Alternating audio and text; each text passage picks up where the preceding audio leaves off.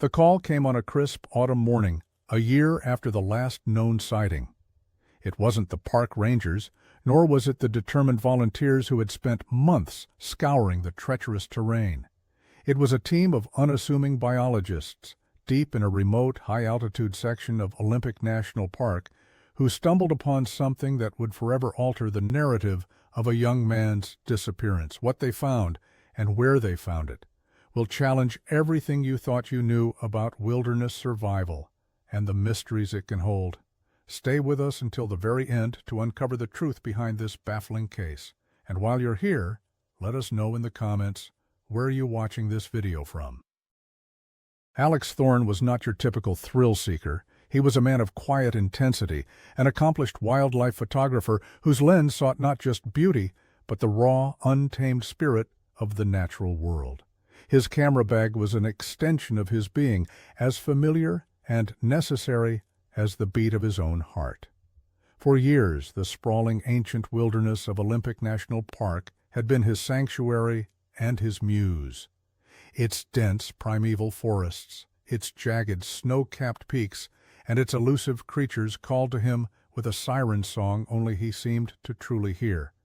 He was meticulous in his preparations, a planner by nature, leaving no detail to chance. Every piece of gear was chosen for its purpose, every route meticulously mapped, every contingency considered. He understood the park's capricious temperament, its sudden shifts from sun-drenched tranquility to bone-chilling tempest. This wasn't a recreational hike for Alex. It was a deeply personal quest to capture the fleeting presence of the Olympic marmot, a creature as rare and enigmatic as the park itself. On that cool, overcast morning in early spring, as he shouldered his heavy pack, the scent of damp earth and pine needles filled his lungs, a familiar comfort. He moved with the quiet confidence of a seasoned explorer, disappearing into the verdant embrace of the temperate rainforest, his footsteps leaving barely a whisper on the moss-covered trail. The park, vast and indifferent, had swallowed many before him, but Alex was different. He knew its secrets, or so he thought. He was prepared, he was experienced, and yet he vanished. Days bled into a week, then another, and the meticulously planned expedition of Alex Thorne began to unravel not with a bang but with an eerie, unnerving silence. His last communication, a brief satellite message to his closest friend, Mark, had been terse and professional. Heading deeper into Seven Lakes Basin, signal spotty, back by Friday. Friday came and went, then Saturday. Mark, accustomed to Alex's sometimes unpredictable schedule when deep in the wilderness, initially dismissed the delay as a minor inconvenience, perhaps a technical glitch with the satellite phone, or an unexpected detour. But as Sunday dawned, a cold dread began to creep in, tightening its grip with each passing hour. He tried Alex's phone repeatedly, but each call was met with the hollow void of an unanswering ring. Meanwhile, oblivious to the growing concern, a scattering of other hikers had passed through the periphery of Alex's chosen route. An elderly couple, birdwatching near the Salduke River, recalled seeing a lone figure with a large camera tripod strapped to his pack, heading west, deeper into the less-traveled trails. They remembered his determined gait, the way he seemed to melt into the shadows of the old-growth forest, a part of the landscape rather than an intruder. A few days later, a group of backcountry campers stumbled upon what they initially thought was a misplaced cache of gear. There, tucked away in a small sheltered clearing just off a rarely used game trail, was Alex's tent, still pitched. Beside it, neatly organized, were his primary backpack, a small stove, and a half-empty water bottle. It was an odd sight. Nothing seemed disturbed, yet it was undeniably abandoned. There was no sign of a struggle, no frantic footprints, no torn fabric. The camp appeared as if its occupant had simply stepped away for a moment, perhaps to gather firewood or survey the area, and never returned. The campers, thinking little of it, left a note and continued on their way, unaware they had just witnessed the haunting remnants of a baffling disappearance. The forest held its breath, guarding its new secret. As Monday morning broke, casting long, cool shadows across Mark's kitchen, The quiet anxiety that had been gnawing at him solidified into a cold, hard dread. Alex was meticulous, almost to a fault. A missed check-in was one thing, a complete silence spanning days was entirely another. He had tried every avenue, every satellite channel, every emergency frequency, each attempt met with the same deafening void. With a growing sense of urgency, Mark finally placed the call to the Olympic National Park Service. The park ranger on duty, while polite, initially offered a boilerplate response. "People often lose track of time out there, sir. Signal can be unreliable. He's an experienced hiker, you said?" The words were meant to reassure, but they only fueled Mark's growing unease. He explained Alex's extensive experience, his rigorous planning, his detailed itinerary. He emphasized the untouched camp, the bizarre lack of any sign of struggle or hasty departure, information gleaned from a quick, worried phone call to the backcountry campers who had reported the site. The ranger promised to log the concern, perhaps dispatch a ground team for a cursory check, if resources allowed. But Mark knew the reality of understaffed national parks stretched thin across vast, unforgiving territories. Alex wasn't just overdue. Something was profoundly wrong. The hours that followed were an agonizing blur of phone calls and frantic online searches. Mark reached out to Alex's sister, Sarah, a vibrant, resilient woman who lived hundreds of miles away in Portland. The news hit her like a physical blow. Sarah, despite the distance, shared an unbreakable bond with her brother. She knew his passion for the wild, but also his inherent caution. "Alex wouldn't just vanish," she repeated, her voice laced with a tremor of disbelief. By Tuesday, with still no word, and the park's initial response proving to be frustratingly slow, Sarah made the difficult decision to drive through the night, a desperate journey fueled by fear and a fierce loyalty. She arrived at the Olympic National Park Visitor Center on Wednesday morning, her eyes heavy with exhaustion, but burning with determination. What she discovered there was a stark and disheartening reality. The park, due to persistent budget cuts and an unexpectedly high number of recent incidents, a complex search for a lost climber on Mount Olympus, and a sudden unseasonal surge in backcountry accidents, was critically understaffed. Law enforcement personnel, the very individuals trained for search and rescue operations, had been reassigned or transferred elsewhere, leaving a skeletal crew to manage an immense and challenging wilderness. Alex's case, despite Mark's urgent pleas and Sarah's growing desperation, was categorized as low priority. The grim truth began to sink in. The clock was ticking, and precious time, those critical early hours in any wilderness disappearance, was slipping away like grains of sand through an open fist. The park's vastness, once a source of inspiration for Alex, now loomed as an indifferent, silent accomplice to his disappearance. The silence from the forest was deafening, but the bureaucratic silence was, to Sarah, far more chilling. Sarah stood in the park office, the fluorescent lights humming overhead, casting a harsh glow on the park ranger's sympathetic but firm expression. "We understand your concern, Ms. Thorne," the ranger explained, his voice carefully modulated, "but we have protocols. With a limited budget and a reduced workforce, we have to prioritize." He gestured vaguely to a board detailing other, more immediate emergencies. A climber stranded on a sheer rock face, a sudden flash flood sweeping through a popular hiking trail. To Sarah, it felt like a deliberate dismissal, a cold, calculated assessment of her brother's worth in a system overwhelmed.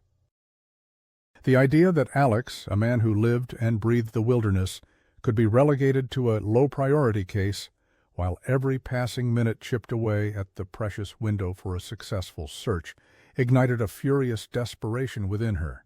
She argued, she pleaded, she even presented Alex's meticulous route plans and his history of self-reliance, hoping to convey the sheer unlikelihood of him simply wandering off. But the bureaucratic wall remained impenetrable. Official search and rescue operations, she was informed, required a specific set of criteria to be met, and Alex's situation, despite its ominous silence, hadn't yet crossed that threshold in their assessment. The family was stunned. Time is everything in search and rescue. 5 precious days had already slipped away. Frustration gnawed at Sarah. She watched as other larger agencies like the Coast Guard, just minutes away by helicopter, were turned down for assistance. Volunteer dog teams, eager to lend their expertise, were rejected in favor of park-approved teams that maddeningly never materialized. It was a tangled web of regulations and red tape, each strand tightening around the hope of finding Alex alive. Undeterred, Sarah knew she couldn't simply wait. If the park wouldn't act with the urgency she felt, she would have to. Her initial shock transformed into a steely resolve. She started making calls, leveraging every contact she had, reaching out to local search and rescue organizations outside the park's direct jurisdiction, former colleagues of Alex's in the photography world, and even posting desperate pleas on social media. She began to understand the cruel paradox of the situation, the very vastness and wildness that Alex cherished, that drew him to the park, was now conspiring against his discovery. Each hour that passed was a testament to the wilderness's formidable power, its ability to swallow a seasoned explorer whole, leaving behind only the haunting echo of silence. The official search might be passive, but Sarah's had just begun, a desperate personal crusade against time and bureaucracy. The Olympic Peninsula, usually a haven of quiet contemplation for Sarah, now felt like a vast, indifferent adversary. With the official park search moving at a glacial pace, hampered by limited personnel and a bureaucratic rigidity that seemed to defy common sense, Sarah understood that if Alex was to be found, it would be through her own relentless efforts. She established a makeshift command center in a small rented cabin just outside the park entrance, its walls quickly plastered with maps, marked trails, and the few precious photographs of Alex smiling amidst the wild. Mark, abandoning his own work, joined her, his calm demeanor a stark contrast to Sarah's simmering urgency, but his resolve equally fierce. Their first challenge was assembling a team. Social media became their most powerful tool, a digital cry for help broadcast into the void. Alex's story, a seasoned wilderness photographer inexplicably vanished, struck a chord. Messages poured in from fellow photographers, experienced hikers, and compassionate strangers, all offering their time, their expertise, their hope. Soon, a motley crew of volunteers began to trickle into the small town, each person bringing a unique skill set. Former military personnel with tracking experience, certified wilderness first responders, local guides intimately familiar with the park's hidden dangers, and even a few of Alex's past clients, driven by a personal connection to his work. Their days quickly fell into a grueling, repetitive rhythm. Before dawn, maps were unfurled, sections of the immense park meticulously divided, and teams assigned to grid searches. The terrain was brutal. Old-growth forests, dense with centuries-old trees, often required bushwhacking through thick undergrowth, where every step was a battle against tangles of salal and devil's club, their thorns tearing at clothing and skin. The ground was treacherous, a deceptive carpet of moss covering unseen roots and slippery rocks. Rivers, swollen with snowmelt, roared through deep ravines, their icy currents a constant reminder of the park's raw power. They followed Alex's last known trajectory, focusing on the Seven Lakes Basin, a high alpine region renowned for its pristine beauty, but also its sudden, violent weather shifts. They meticulously scoured every potential hiding spot, under massive fallen logs, within rocky outcrops, along the banks of the numerous feeder streams. Each glint of metal, each flash of color, in the muted greens and browns of the forest, sent a jolt of desperate hope through the searchers, only to be crushed when it turned out to be a discarded snack wrapper or a fallen branch. Sarah, despite her lack of extensive wilderness experience, pushed herself relentlessly. She learned to read topographical maps, to recognize subtle shifts in the terrain, to distinguish human traces from animal tracks. Her body ached, her hands were raw, and exhaustion clouded her thoughts. But the image of Alex out there somewhere propelled her forward. She carried his photograph, the same one that adorned their makeshift map room, feeling his presence in every gust of wind, every rustle of leaves. The wilderness, however, remained impassive, holding its secrets close. Each night, as the teams returned to the cabin, defeated but not broken, the emptiness of their hands was a stark reminder of the vastness they faced. The only solace was in the shared determination, the unspoken promise among them that they would not stop. Not yet. Not until they had an answer, no matter how grim it might be. Weeks bled into months, each passing day a testament to the wilderness's stubborn silence. The initial surge of volunteers had dwindled, their hope slowly eroded by the park's immense scale and the relentless, unforgiving terrain. Sarah and Mark, however, remained, their determination a brittle but unyielding shield against despair.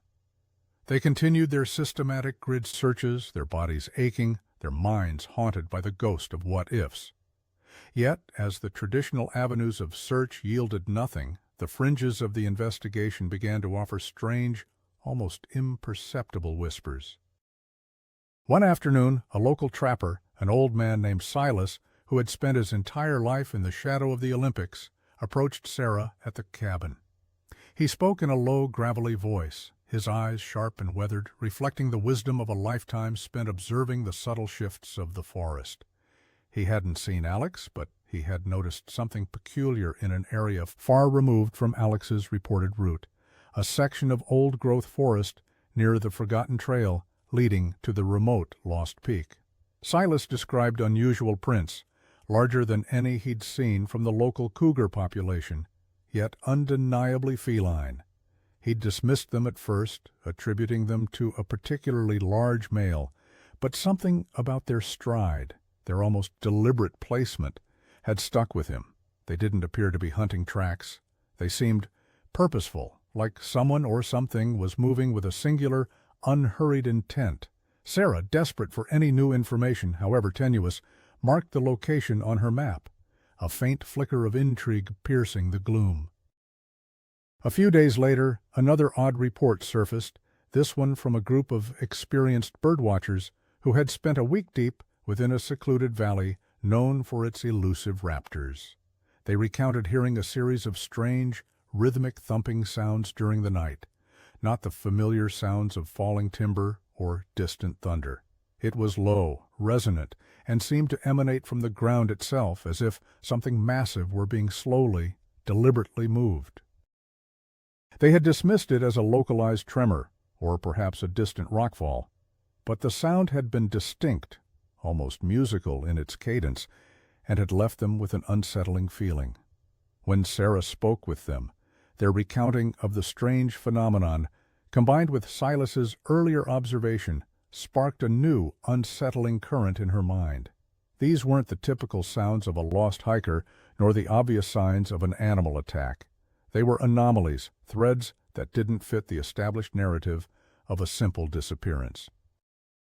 The most unnerving detail came from a lone backcountry ranger, Jim, a man with decades of experience patrolling the park's remotest corners. He confessed to Sarah, almost reluctantly, about a series of small, cairn-like rock formations he had discovered off-trail, several miles from Alex's last known campsite. They weren't typical trail markers. Each pile of stones was arranged in a specific, almost deliberate pattern, unlike anything he'd ever encountered in the park. They were subtle, easily missed by the untrained eye, but Jim, with his intimate knowledge of the wilderness, had recognized their unusual nature. They didn't point towards anything obvious, nor did they resemble traditional survival signals. They felt almost ceremonial, or like a coded message left for an unseen observer. Jim, a man of logic and practicality, had dismissed them as the eccentricities of a particularly dedicated hiker, but now, with Alex's prolonged absence, a cold doubt had begun to creep into his seasoned mind. These fragmented reports, seemingly unrelated and individually dismissed, began to coalesce in Sarah's weary thoughts, forming a nascent, unsettling pattern. They were whispers from the wilderness, hinting at a story far more complex than a simple case of a lost hiker. The forest, it seemed, was beginning to speak, though its language was one of subtle signs and chilling ambiguities. The scattered, unsettling clues, Silas's unusually large feline tracks, the birdwatcher's rhythmic thumping, and Ranger Jim's strange rock cairns began to haunt Sarah's waking hours and infiltrate her dreams. They were like dissonant notes in a familiar melody, jarring her sense of what a typical wilderness disappearance should entail. Every established theory, from a simple fall to an animal attack, suddenly felt insufficient, unable to account for these strange anomalies. The park, once a place of predictable beauty, now seemed to ripple with unseen currents hinting at a hidden narrative. Sarah, driven by a raw, persistent need for answers, decided to shift the focus of their dwindling search efforts. The traditional, well-trodden paths had yielded nothing.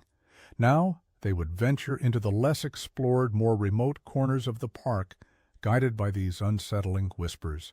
She spent hours with Silas, poring over topographical maps, listening intently as he described the subtle nuances of the terrain where he'd seen the tracks. He spoke of ancient, undisturbed groves, of high-altitude valleys rarely visited by humans, places where the forest itself seemed to hold its breath. Mark, ever the pragmatist, was skeptical, but willing to follow Sarah's lead.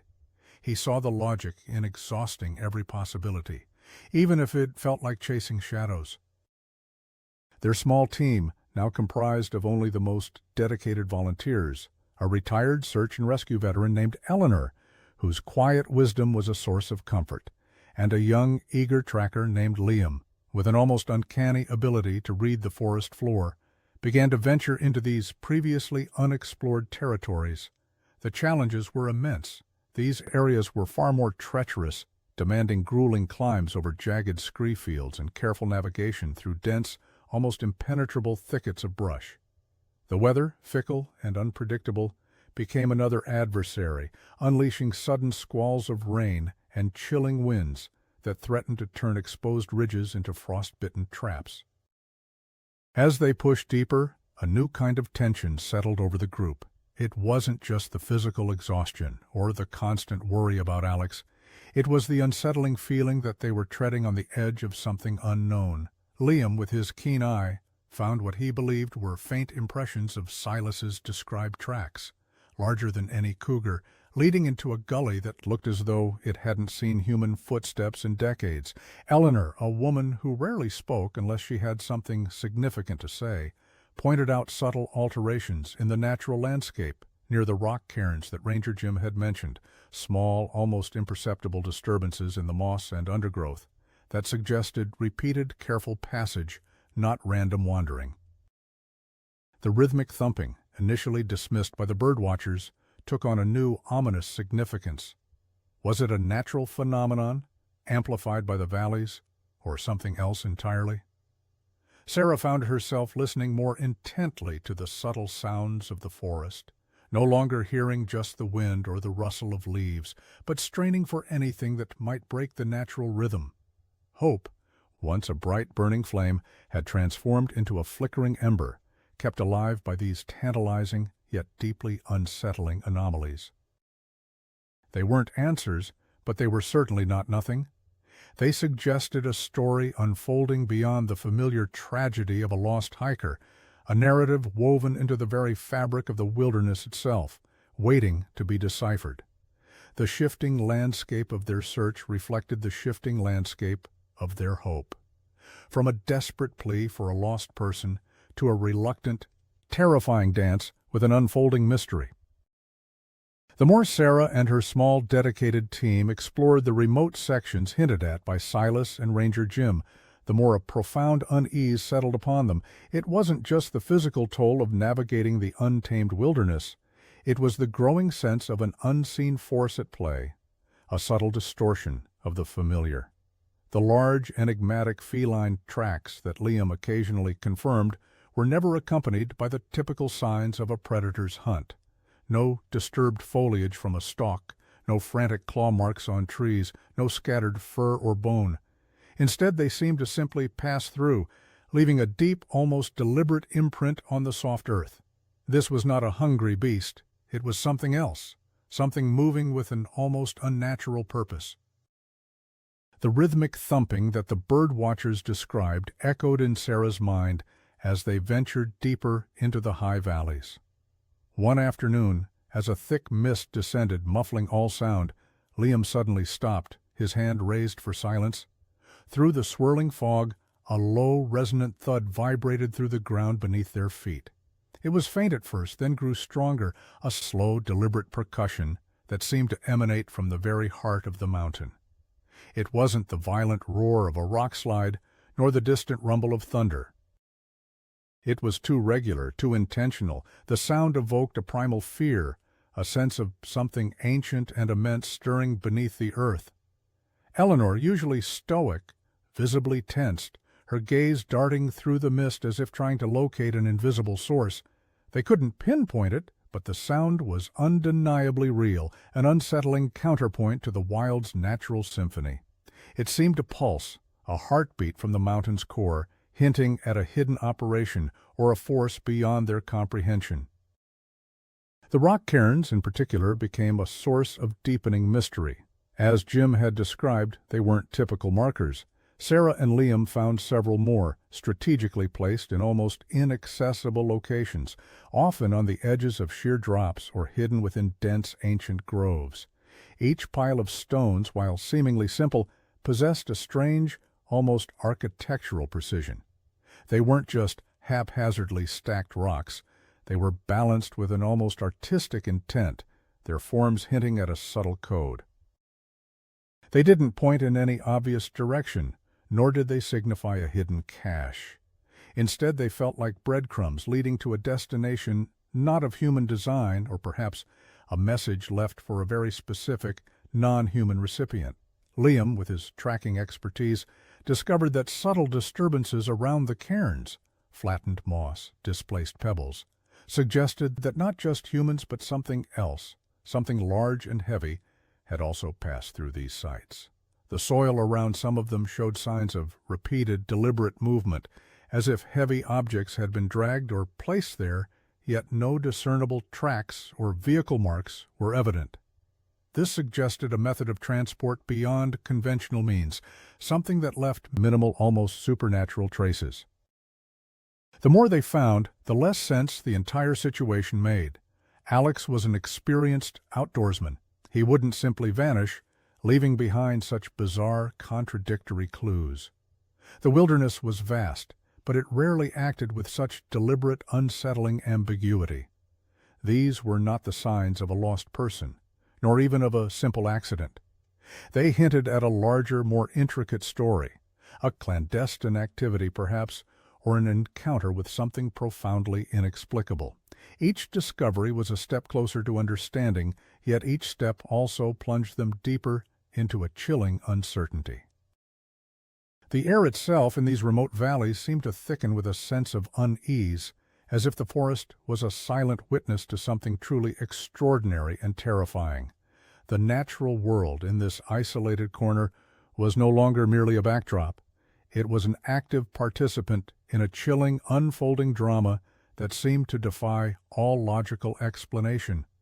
Sarah felt a creeping dread, the kind that whispers secrets in the dead of night, suggesting that Alex hadn't merely disappeared, but had somehow intersected with a profound and dangerous secret, a hidden truth that the park had guarded for centuries. As the weeks bled into months, the official search for Alex Thorne gradually withered into a mere administrative formality. The Park Service, constrained by protocols and budget limitations, officially designated his case as passive, a bureaucratic euphemism for a suspended, dormant investigation. The helicopter flights ceased, the larger volunteer groups disbanded, and the initial media buzz faded, leaving behind only the cold, impersonal records of a missing person. To the world, Alex Thorne was now just another statistic, another name on a long list of those swallowed by the wilderness. But to Sarah, passive was an unbearable concept. The word itself felt like a betrayal, a concession to the park's indifferent vastness. She refused to let Alex become a forgotten file. The cabin, once a bustling hub of activity, became her solitary sanctuary, her war room. Maps, once pristine, were now frayed and marked with countless red circles and crisscrossing lines, each representing a failed hypothesis, a dead end. She spent her days poring over every detail, every piece of information, no matter how insignificant it seemed. She read every book on wilderness survival, every account of disappearances in national parks, hoping to find a pattern, a deviation, anything that might unlock Alex's fate. Her diet became erratic, her sleep disturbed by vivid, haunting dreams of Alex, lost in a labyrinth of trees or the unsettling thudding sound echoing through a spectral mist. The psychological toll was immense. The initial adrenaline that had fueled her frantic efforts had given way to a deep, gnawing exhaustion, a constant ache in her bones and a perpetual fog in her mind. Yet, beneath the weariness, a fierce, unyielding determination burned. She saw Alex in every shadow, heard his name in every rustle of leaves. She felt him calling to her from the depths of the forest, a silent plea that echoed in her very soul. This wasn't just a search anymore. It was an obsession, a profound need to understand, to find the truth, no matter how painful it might be. She continued her solitary forays into the wilderness, often accompanied only by Eleanor or Liam when they could spare the time. She revisited the sites of the unusual discoveries, the strange feline tracks, the locations where the rhythmic thudding had been heard, the baffling rock cairns.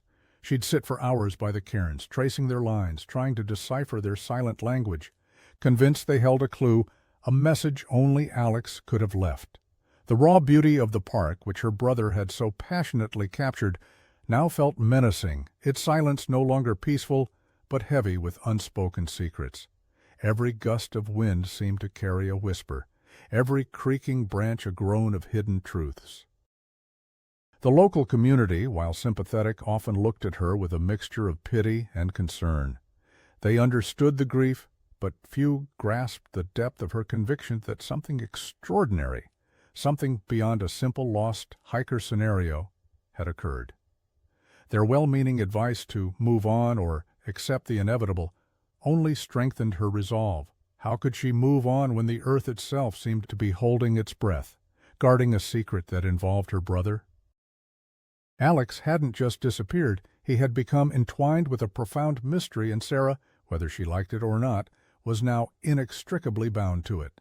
The wilderness had swallowed him whole, and in doing so, it had irrevocably changed her, drawing her deeper into its enigmatic embrace, closer to a truth she desperately needed to uncover, even if it meant sacrificing her own peace of mind. Her life had narrowed to a single, relentless purpose: to find Alex, or at the very least, to understand what truly happened in the heart of Olympic National Park. A year had passed since Alex Thorne vanished into the ancient embrace of Olympic National Park. The seasons had cycled through, painting the landscape in vibrant greens, fiery reds, and then the stark whites of winter, only to return to the nascent promise of spring. The official search, long since abandoned, was but a distant memory for most, a haunting footnote in the park's history of lost souls. Yet the wilderness, in its own slow and deliberate way, was preparing to reveal a fraction of its truth. Deep within a remote, rarely traversed section of the park, high above the churning waters of the Elwha River, and nestled amongst a stand of primeval Douglas firs, a team of university biologists was conducting their annual field study. They were not looking for missing persons. Their focus was on the delicate ecosystem of rare lichen and old-growth fungi, indicators of pristine, undisturbed environments. This particular area, a steep, densely forested ridge that required arduous bushwhacking and specialized climbing gear to access, was considered one of the park's most untouched sanctuaries. No official trails crisscrossed this hidden expanse, and even seasoned park rangers rarely ventured this far off the beaten path. Dr. Evelyn Reed, the lead biologist, a woman whose life had been dedicated to the quiet observation of the natural world, was meticulously cataloging a new fungal species when her sharp eye caught an anomaly. Just beyond a massive, moss-covered boulder, partially obscured by a tangle of huckleberry bushes, lay something unnatural. It was a fragment of material, a vibrant, almost shocking splash of cobalt blue against the muted greens and browns of the forest floor. Her initial thought was discarded litter, a common blight even in remote areas. But as she knelt closer, a prickle of unease ran down her spine. It was a piece of synthetic fabric, durable and weather-beaten, yet distinctly man-made. And then she saw it, a small, embroidered logo, familiar to anyone who frequented outdoor gear stores. It was the emblem of a high-end trekking pack. A cold dread began to form in her stomach. Such an item, in this impossibly remote and rugged terrain, was not merely misplaced. It was a testament to an extraordinary human presence. Her team, alerted by her sudden stillness, gathered around. Their methodical search quickly escalated. They found more fragments, a torn piece of a technical hiking boot, a discarded high-energy food wrapper, its contents long since consumed by rodents, and then the undeniable chilling evidence. Partially buried beneath a thin layer of pine needles and decaying leaves, amidst the gnarled roots of an ancient tree, lay human remains. The scene was stark, devoid of any overt violence or dramatic struggle. The bones were bleached and scattered, indicating a prolonged period of exposure to the elements and the natural processes of the forest. There were no obvious signs of an animal attack, no deep gouges on the trees, no torn clothing suggesting a violent struggle. It was a silent, almost serene tableau of dissolution, the wilderness slowly reclaiming what it had taken. Yet the location itself screamed volumes. This was not a place one simply stumbled upon, nor was it a logical route for a lost hiker. To reach this point would have required immense effort, a deliberate and relentless push into the most unforgiving heart of the park. The chilling discovery sent a jolt of ice through Dr. Reed and her team, shattering their scientific detachment. They had found not just a rare fungus, but the harrowing endpoint of a year-long mystery, a silent testament to a journey that ended in the most profound isolation. The park, in its own quiet way, had finally yielded a fragment of its terrible secret, leaving behind only the haunting question of how and why Alex Thorne had come to rest in such an impossible forgotten place. The chilling discovery by Dr. Evelyn Reed's biological team shattered the tranquil scientific detachment of their expedition. The remote ridge, once a haven of pristine nature, became a crime scene, albeit one shrouded in the deep, indifferent silence of the wilderness. With hushed reverence, they secured the area, their scientific instruments laid aside in favor of forensic caution. Satellite communication was their only lifeline, transmitting the grim news to a world that had long since forgotten the name Alex Thorne. The journey to retrieve the remains was an arduous affair, a testament to the brutal isolation of the discovery site. Special park teams, joined by local law enforcement, had to be airlifted in, then navigate the steep, treacherous terrain, painstakingly recovering every scattered fragment, every telling detail. The process was slow, deliberate, and physically exhausting, each step weighted by the somber realization that they were bringing a lost soul home, albeit one stripped bare by the elements. When the call finally reached Sarah, it landed with the dull thud of a long-dreaded inevitability. A year of relentless, soul-crushing uncertainty had prepared her for this moment, yet the definitive confirmation still tore through her with brutal force. It was Alex. The preliminary identification based on dental records and a few personal items found near the remains, a waterproof camera case, its contents ruined but identifiable, and a distinctive hand-carved wooden pendant he always wore, was tragically conclusive. A part of her felt a strange, cold vindication. She hadn't been wrong, he hadn't simply walked away, but the overwhelming sense of relief that a conclusion had been reached was immediately eclipsed by a fresh wave of grief, raw and unyielding, for the future that would never be. The remains were transported to a forensic laboratory where a team of experts meticulously examined every bone, every fragment of clothing. The medical examiner's report, when it finally arrived, offered grim confirmation but little comfort. There were no obvious signs of violent trauma, no clear indications of a fall from a great height, no telltale marks of a predatory animal attack, Alex's bones, while weathered and scattered by scavengers, bore no deep gouges, no evidence of a struggle. The cause of death remained frustratingly inconclusive. Hypothermia, starvation, or a sudden incapacitating medical event were all possibilities, but without definitive proof, the official findings simply read, "Cause of death undetermined, consistent with exposure in a wilderness environment." It was a clinical explanation that failed to address the profound mystery that still clung to Alex's disappearance. But then came the detail that resurrected the chilling ambiguity Sarah had tirelessly pursued. During the meticulous scene reconstruction, forensic anthropologists discovered a series of unusual markings etched into the smooth, exposed rock faces near where Alex's remains were found. They weren't graffiti, nor were they random scratches. These were deliberate geometric patterns, almost pictographic in their precision, unlike any known human trail markers or survival symbols. One recurring motif resembled a spiraling vortex, another a series of interconnected triangles and circles. They were subtly done, almost blending with the natural striations of the rock, as if intended to be seen only by a discerning eye.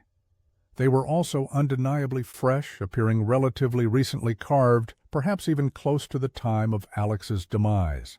The markings were not widely spaced, but clustered in a small, localized area, almost encircling the very spot where the remains lay. This discovery sent a new jolt of unease through the investigation. These were not the signs of a lost hiker succumbing to the elements. These were purposeful, enigmatic etchings, a silent, coded message left in the heart of the wild. Were they Alex's? If so, what were they trying to communicate, and why were they left in such an impossibly remote and hidden location? The initial bewilderment of the authorities slowly gave way to a deeper, more unsettling curiosity. The presence of these symbols, coupled with the lack of a clear cause of death, suggested that Alex's final moments were far more complex than a simple, tragic accident. The wilderness had finally yielded its secret, but it was a secret riddled with new questions, pushing Sarah, and now the wider investigation, into a chilling, unknown territory. Alex Thorne was found, but the true story of his last days and the meaning of these cryptic whispers etched in stone remained agonizingly out of reach. The discovery of Alex Thorne's remains, coupled with the inexplicable geometric markings etched into the rock, transformed the somber recovery operation into an intricate forensic puzzle. The authorities, initially baffled, sought expertise beyond standard law enforcement.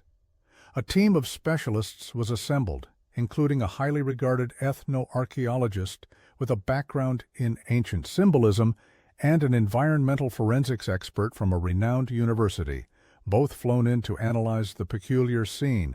They worked meticulously, their movements precise, their expressions a blend of academic curiosity and professional gravity. The ethnoarchaeologist, Dr. Anya Sharma, was particularly drawn to the rock carvings. She spent days at the remote site, sketching each symbol, photographing them from every angle, and even creating plaster casts for later study. Her initial assessment was that they were unlike any known indigenous art or conventional trailblazing techniques. They bore no resemblance to distress signals or simple directional markers. Instead, they hinted at a complex, almost scientific intent, a series of abstract representations that seemed to convey data or a profound concept rather than a simple message. The spiraling vortex, for instance, was remarkably precise, almost mathematically perfect, suggesting a familiarity with natural phenomena or advanced geometry. The interconnected triangles and circles spoke of systems, of relationships, of perhaps energy flows or ecological connections. Dr. Sharma noted that while seemingly primal, their execution suggested a modern mind attempting to communicate complex ideas through universal, timeless symbols. She theorized that these were Alex's own creations, a desperate attempt to record or convey something profound, something he felt compelled to document before his demise. Concurrently, the environmental forensics expert, Dr. Ben Carter, focused on the immediate surroundings of the remains and the etched rocks. He meticulously analyzed soil samples, water runoff patterns, and the growth rings of surrounding trees. His initial findings were perplexing. The soil around the cairns, particularly those with the unusual markings, showed minute traces of an unnatural, highly specific mineral compound, something not indigenous to the area. It was present in such small quantities that it would be imperceptible to the naked eye, but its composition suggested a highly concentrated, synthesized origin rather than a natural one. Furthermore, he discovered anomalies in the local plant growth patterns, subtle, almost imperceptible shifts in chlorophyll levels and cellular structures in the vegetation immediately surrounding the carved rocks, hinting at a localized, non-natural influence on their growth. These were not the signs of a typical wilderness environment. They were the fingerprints of an external, highly specific and unusual interaction with the ecosystem. Piecing together these disparate clues, a chilling hypothesis began to emerge, one that resonated deeply with Alex's known passions and his meticulous nature. Alex Thorne, the wildlife photographer, had not merely been lost or met with a random accident. He had been driven by something far more profound, something that had drawn him into the most inaccessible reaches of the park. The geometric symbols Dr. Sharma now proposed were not pleas for help, but rather his personal scientific notation, his attempt to map or represent an extraordinary environmental phenomenon he had discovered. The rhythmic thumping heard by the birdwatchers, the large non-predatory tracks, and the unique mineral trace all began to converge. It suggested that Alex had stumbled upon a rare, perhaps previously undocumented, natural process or an ecological anomaly within the park, possibly linked to unusual geological activity or a unique subterranean environment. His obsessive dedication to capturing the unseen, to documenting the wilderness in its purest, most profound forms, had led him to this hidden secret. He had likely spent weeks, perhaps months, in this remote location, meticulously observing, documenting, and attempting to understand whatever phenomenon he had encountered. The markings were his field notes, his scientific log, his desperate attempt to leave behind a record of his discovery. He had been so consumed by this quest, so focused on capturing and understanding this unique environmental event, that he had pushed beyond the limits of human endurance, ignoring the critical needs of survival, perhaps even suffering a sudden, debilitating event exacerbated by prolonged exposure and exhaustion. He didn't get lost. He succumbed to his unwavering dedication to a profound scientific curiosity, paying the ultimate price for his pursuit of an extraordinary truth hidden within the Olympic wilderness. The wilderness, in its immense, indifferent power, had not merely swallowed him, it had allowed him to witness a profound secret before claiming him as its own. The final findings from Dr. Sharma and Dr. Carter resonated with a profound and unsettling clarity, casting a new, tragic light on Alex Thorne's disappearance. What had begun as a desperate search for a lost hiker had culminated in the revelation of a solitary, obsessive quest, a man consumed by the pursuit of an extraordinary truth hidden within the wilderness. For Sarah, the news brought a strange, bittersweet closure. The agonizing uncertainty, the gnawing what-ifs that had plagued her for a year, were finally silenced. Alex hadn't been lost in the traditional sense. He had been found by something compelling enough to draw him beyond the edge of survival. The official conclusion, while still maintaining the undetermined cause of death, now included a narrative acknowledging Alex's probable encounter with an undocumented natural phenomenon. The Park Service, chastened by the public's initial criticism, used Alex's story as a somber educational tool, a stark reminder of the immense untamed power of the wilderness and the unseen forces that can exist within its deepest reaches. His tale became a cautionary whisper among seasoned outdoor enthusiasts. Even the most prepared and experienced can be consumed by their passions, particularly when those passions lead them to the very limits of the known world. Alex's legacy, however, transcended the mere tragedy of his death. His meticulous documentation, the very symbols etched into the rock, were a testament to his profound connection to the natural world. He had died not in fear, but in the pursuit of knowledge, in the act of witnessing something truly extraordinary. His final act was not one of despair, but of profound dedication, leaving behind a silent testament to a world few would ever comprehend. The specific environmental anomaly he had sought, the precise nature of the rhythmic thumping, the exact source of the mineral trace, these remained elusive, subsumed once more by the park's impenetrable secrets. The wilderness, having given up one secret, guarded 1,000 more, its vastness and indifference ultimately impenetrable. Sarah, though forever marked by the weight of her brother's fate, found a fragile peace.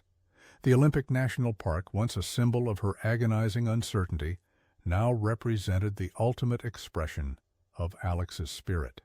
She often returned to its quieter trails not to search but to remember, to feel the echo of his presence in the ancient trees and the crisp mountain air. She carried his memory not as a burden of unanswered questions, but as a poignant narrative of a life lived on the very edge of discovery, of a man who pursued his passion with an unwavering intensity that ultimately transcended life itself. Alex Thorne's story became more than just a missing persons case. It became a powerful, unsettling meditation on the human drive for discovery, the allure of the unknown, and the profound, often terrifying depths of the natural world. He had ventured into the heart of the wilderness not to escape, but to understand, to capture a piece of its silent, magnificent truth.